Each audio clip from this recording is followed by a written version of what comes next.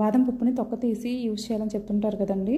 చాలా సింపుల్గా 1/2 కిలో బాదం పప్పుని కూడా 5 నిమిషాల్లో మనం తొక్క అనేది మనం తీసేయచ్చండి. ఎలాగంటే బాదం పప్పుని నీళ్ళల్లో వేసి సిమ్లో ఒక 3 మినిట్స్ ఉంచండి.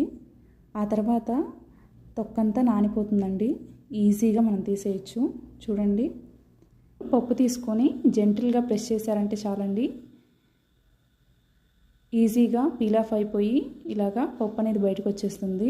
ఎక్కువ ప్రెషర్ మాత్రం ఇచ్చారంటే పప్పు అనేది స్లిప్ అయిపోయి పక్కన పడిపోతుందండి. సో జెంటిల్ ప్రెస్ చేయండి చాలు. చూడండి ఎంత ఈజీగా వచ్చేస్తుందో. నేనైతే 150 గ్రామ్స్ 3 మినిట్స్లో తీసేసానండి.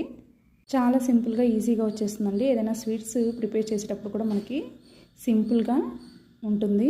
వీడియో కనుక మీకు నచ్చితే సబ్స్క్రైబ్ చేయండి. Thank you for